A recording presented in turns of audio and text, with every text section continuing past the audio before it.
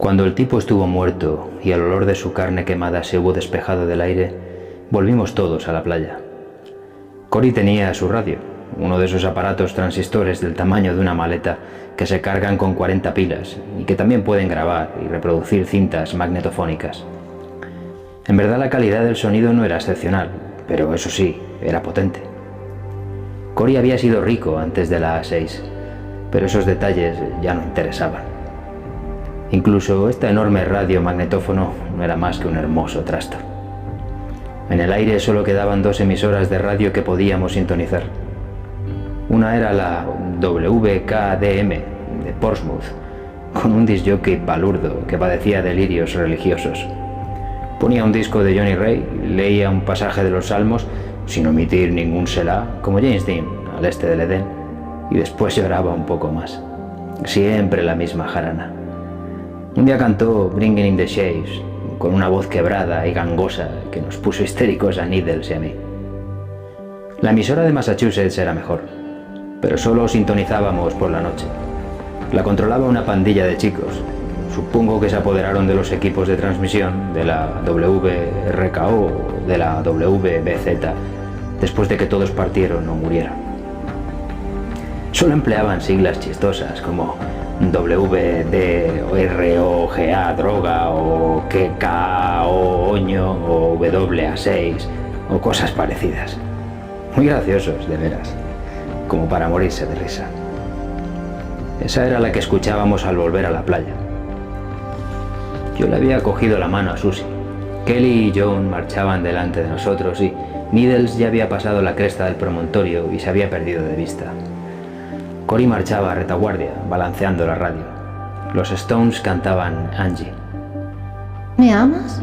Me preguntó Susie. Eso es lo único que quiero saber. ¿Me amas? Susie necesitaba que la reconfortaran constantemente. Yo era su osito de juguete. No, respondí. Susie estaba engordando y si vivía el tiempo suficiente se pondría realmente fofa. Ya era demasiado pomposa. Eres una basura, dijo, y se llevó la mano a la cara. Sus uñas laqueadas refulgieron fugazmente bajo la media luna que había asomado hacía media hora.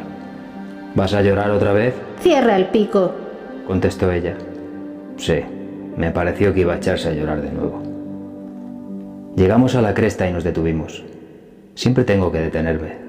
Antes de la A6, esta había sido una playa pública. Turistas, grupos que organizaban picnics, chiquillos con los mocos colgando y abuelas gordas y flácidas con los hombros quemados por el sol. Envoltorios de caramelos y palitos de piruletas en la arena. Toda la bella gente magreándose sobre sus mantas de playa, más el olor de los tubos de escape del aparcamiento, de las algas marinas, del aceite Coppertone. Pero ahora la bazofia y la mierda habían desaparecido. El océano lo había devorado todo, absolutamente todo, con la misma indiferencia con que uno podría devorar un puñado de galletas cracker. No había gente que pudiera volver a ensuciar la playa, solo nosotros, y no éramos tantos como para hacer demasiado estropicio. Y creo que además estábamos enamorados de la playa. ¿Acaso no acabábamos de tributarle una especie de sacrificio? Incluso Susie, la putilla Susie, con su culo gordo, sus pantalones Oxford. La arena era blanca y ondulada, y solo estaba alterada por el límite más alto de la pleamar, una franja sinuosa de algas, conchas marinas y resaca. La luna proyectaba negras sombras semicirculares y pliegues sobre todos los elementos. La torre abandonada del salvavidas se alzaba blanca y esquelética a unos 50 metros de las casetas de baño, apuntando al cielo como la falange de un dedo. Y la marejada nocturna, que despedía grandes trombas de espuma y que estallaba contra los acantilados hasta donde alcanzaba la vista, con incesantes embates. Quizá la noche anterior esas mismas aguas habían estado a mitad del trayecto de Inglaterra. Angie por los Stones, anunció la voz quebrada de la radio de Cory. Estoy seguro de que os gustará. Un eco del pasado que suena como los dioses, directamente del surco, un disco que gusta. Os habla Bobby. Esta debería de haber sido la noche de Fred, pero Fred tiene la gripe. Está completamente hinchado. Susie eligió ese momento para reír, aunque las lágrimas todavía le colgaban de las pestañas. Apresuré la marcha hacia la playa para hacerla callar. «¡Esperad!», gritó Cory. «¡Bernie! Bernie! ¡Aguarda!». El tipo de la radio leía unas coplillas obscenas y se oyó en el fondo la voz de una chica que le preguntaba dónde había dejado la cerveza. Él contestó algo, pero nosotros ya habíamos llegado a la playa. Miré atrás para ver cómo se las ingeniaba Cory. Se deslizó sobre el culo, como de costumbre, y me pareció tan ridículo que lo compadecí un poco. «Corre conmigo», le dije a Susie. ¿Por qué? Le di una palmada en las nalgas y chilló. «Solo porque se me antoja». Corrimos. Ella se quedó rezagada, resollando como un caballo y pidiéndome a gritos que acortara el paso. Pero yo me la quité de la cabeza. El viento zumbaba en mis oídos y me hacía flamear el pelo sobre la frente. Olía la sal de la atmósfera, penetrante y acre. Restallaba la marejada. Las olas parecían una espuma de cristal negro. Me quité las sandalias de goma, con sendos puntapiés, y corrí descalzo por la arena, sin que me inquietara el pinchazo ocasional de una concha. Me bullía la sangre. Y entonces vi la tienda. Needles ya estaba dentro y Kelly y Joan estaban al lado, cogidos de la mano y mirando el agua. Hice una cabriola, sentí que la arena se colaba por el cuello de mi camisa y aterricé junto a las piernas de Kelly. Este cayó encima de mí y me frotó la cara con arena mientras Joan reía. Nos levantamos y nos sonreímos. Susie había dejado de correr y se acercaba pesadamente a nosotros. Cory casi la había alcanzado. «¡Qué fogata!», comentó Kelly. ¿Crees que vino desde Nueva York, como dijo? Preguntó Joan. No lo sé. Tampoco me parecía que importara. Cuando lo encontramos, semidesvanecido y delirando, estaba tras el volante de un gran Lincoln.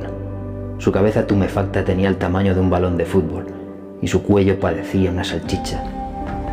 Estaba en las últimas y de todos modos no iría demasiado lejos, así que lo llevamos al promontorio que se alza sobre la playa y lo quemamos. Dijo que se llamaba Alvin Sackheim. Llamaba constantemente a su abuela. Confundía a Susie con su abuela. Esto le pareció gracioso a Susie, quién sabe por qué. Las cosas más raras le parecen graciosas. Fue a Cory a quien se le ocurrió la idea de quemarlo, pero todo empezó como un chiste. Él había leído en la universidad muchos libros sobre brujería y magia negra, y no cesaba de hacernos muecas en la oscuridad. Junto al Lincoln de Alvin Sackheim, diciendo que si ofrecíamos un holocausto a los dioses tenebrosos, quizá los espíritus seguirían protegiéndonos de la A6. Por supuesto, ninguno de nosotros creía en tal patraña, pero la conversación se tornó cada vez más seria. Era una nueva distracción, y finalmente nos pusimos de acuerdo y lo hicimos. Lo atamos al telescopio de observación que estaba montado allí, ese con el que puedes ver todo el paisaje hasta el faro de Portland si echas una moneda en un día despejado. Lo atamos con nuestros cinturones y después fuimos a buscar ramas secas y trozos de resaca, como niños que jugaran a una nueva versión del escondite. Mientras tanto, Alvin Sackheim estaba recostado allí y le murmuraba a su abuela.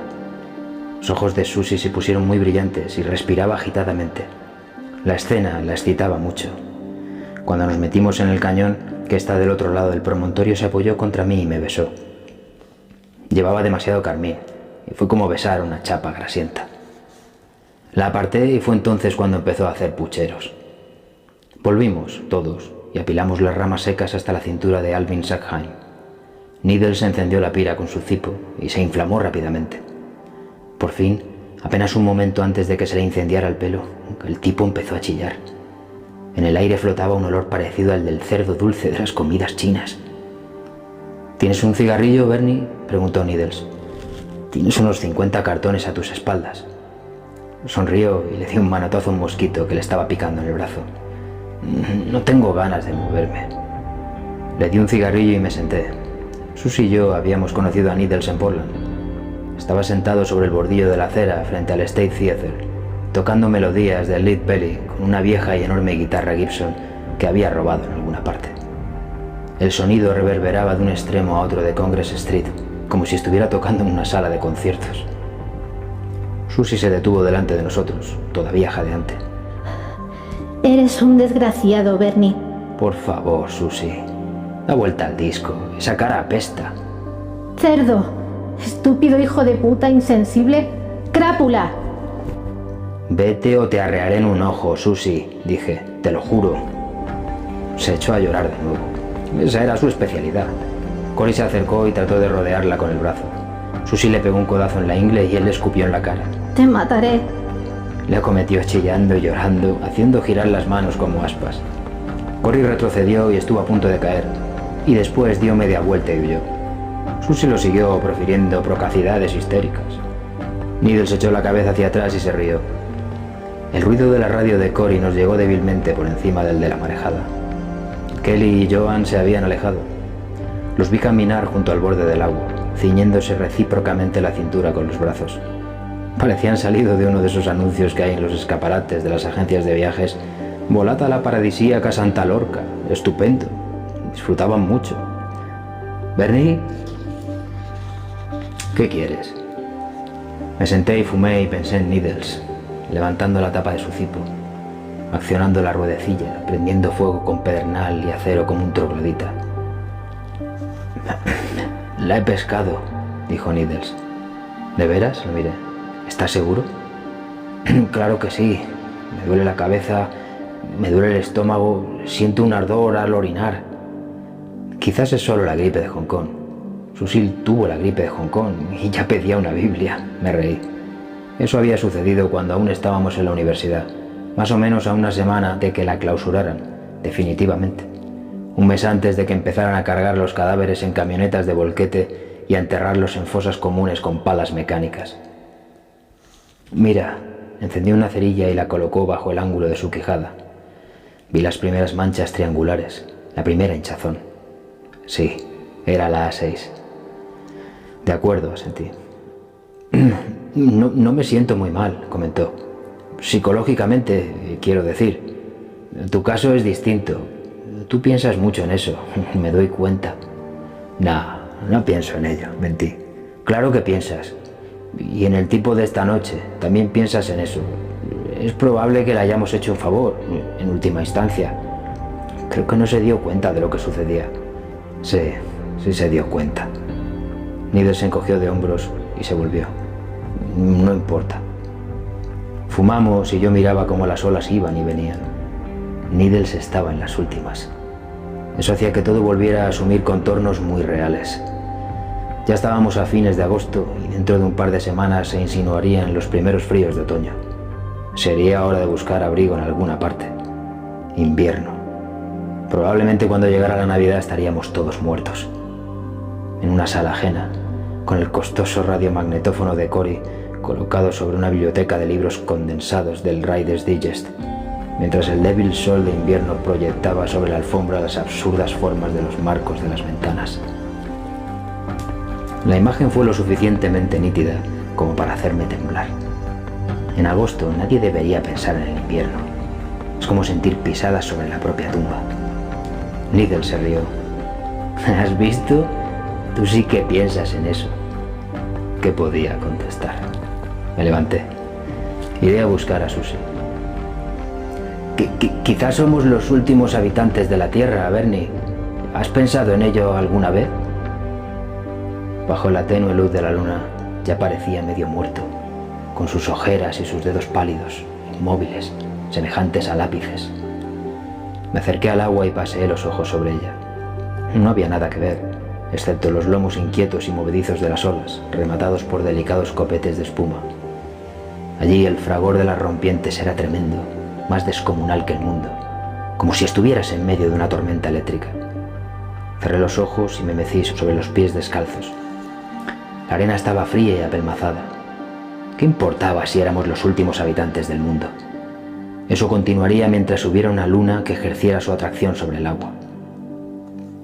Susie y Cory estaban en la playa. Susie lo cabalgaba como si él fuera un semental brioso y le metía la cabeza bajo el agua bullente. Cory manoteaba y chapoteaba. Ambos estaban empapados. Me acerqué a ellos y derribé a Susie con el pie. Cory se alejó a gatas, escupiendo y resollando. ¡Te odio!, me gritó Susie. Su boca era una oscura media luna sonriente. Parecía la entrada del barracón de la risa de un parque de diversiones. Cuando yo era niño, mi madre nos llevaba a mí y a mis hermanos al Harrison State Park, y allí había un barracón de la risa con una enorme cara de payaso en el frente, y la gente entraba por la boca. Vamos, Susi. Arriba, perrilla. Le tendí la mano. Ella la cogió dubitativa y se levantó. Tenía arena húmeda pegada a la blusa y la piel. No deberías haberme empujado, Bernie. No te permití. Vamos, repetí. No parecía un tocadiscos mecánico. No hacía falta echarle monedas y no se desconectaba nunca. Caminamos por la playa hasta la concesión principal. El hombre que administraba el establecimiento tenía un pisito en la planta alta. Había una cama. Susie no se merecía realmente una cama, pero Needles tenía razón. No importaba. Ya nadie controlaba el juego. La escalera estaba adosada a la pared lateral del edificio, pero me detuve un minuto para mirar por la ventana rota las mercancías polvorientas que había dentro y que ya nadie se molestaba en robar. Pilas de camisetas deportivas con la leyenda Anson Beach y una imagen de cielo y olas estampada en el pecho. Pulseras resplandecientes que dejaban verde la muñeca al segundo día. Brillantes pendientes de pacotilla, balones de playa, tarjetas de visita mugrientas, vírgenes de cerámica mal pintadas, vómito plástico, muy realista, pruébelo con su esposa. Fuegos artificiales para un 4 de julio que nunca se celebró. Toallas de playa con una chica voluptuosa en bikini, rodeada por los nombres de un centenar de famosos centros turísticos. Gallardetes, el recuerdo de la playa y el parque Anson, globos bañadores. En el frente había un snack bar especial, un gran cartel que decía: «Pruebe nuestro pastel especial de mariscos». Yo frecuentaba mucho Anson Beach cuando aún era alumno de la escuela secundaria. Eso fue 7 años antes de la A6, y cuando andaba con una chica llamada Maureen, una chica fornida. Usaba un bañador rosado a cuadros. Acostumbraba a decirle que parecía un mantel. Caminábamos por la acera de tablas que pasaba frente a ese establecimiento, descalzos, con la madera caliente y arenosa bajo los talones. Nunca probamos el pastel especial de mariscos. ¿Qué miras? Nada. Tuve sueños feos y llenos de sudor, en los que aparecía Alvin Sackheim. Estaba recostado tras el volante de su reluciente Lincoln amarillo, hablando de su abuela. No era nada más que una cabeza tumefacta, ennegrecida y un esqueleto carbonizado. Olía a quemado. Hablaba sin cesar y después de un rato ya no pudo pronunciar ni una palabra. Me desperté jadeando. Susie estaba despatarrada sobre mis muslos, pálida y abotargada.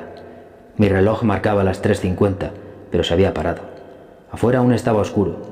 La marejada golpeaba y estallaba. Pleamar. Aproximadamente las 4:15. Pronto amanecería. Me levanté de la cama y fui hasta la puerta. La brisa marina me produjo una sensación agradable al acariciar mi cuerpo caliente. A pesar de todo, no quería dormir. Me encaminé hacia un rincón y cogí una cerveza. Había 3 o 4 cajones de vat, apilados contra la pared.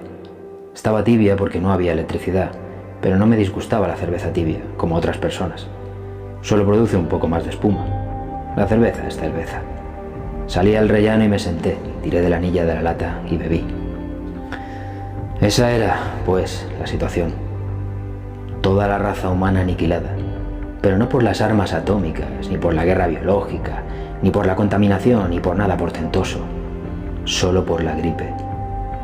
Me habría gustado colocar una inmensa placa en alguna parte, quizá en las salinas de Bonneville, la plaza de bronce, de 4,5 kilómetros de longitud por cada lado, y diría en grandes letras en alto relieve, para información de cualquier extraterrestre recién llegado: solo la gripe.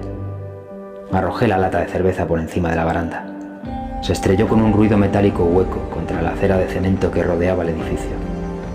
La tienda era un triángulo oscuro sobre la arena. Me pregunté si Needles estaba despierto. Y yo lo estaría. ¿Bernie? Susie estaba en el umbral. Se había puesto una de mis camisas. Esto es algo que aborrezco. Suda como un cerdo. Ya no te gusto mucho, ¿verdad, Bernie? No contesté. Había momentos en que todavía podía apiadarme de todo. Ella no me merecía a mí, así como yo no la merecía a ella. ¿Puedo sentarme contigo? Dudo que haya espacio suficiente para los dos. Dejó escapar un hipo ahogado y se encaminó nuevamente hacia adentro. Needles tiene la A6, anuncié. Se detuvo y me miró. Sus facciones no reflejaban la menor expresión. No bromees, Bernie. Encendí un cigarrillo. No es posible. Tuvo la... Sí, tuvo la A2, la gripe de Hong Kong. Como tú y yo, y Corey, y Kelly, y Joan. Pero eso significaría que no es...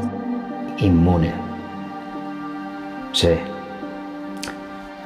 Entonces nosotros podríamos enfermar.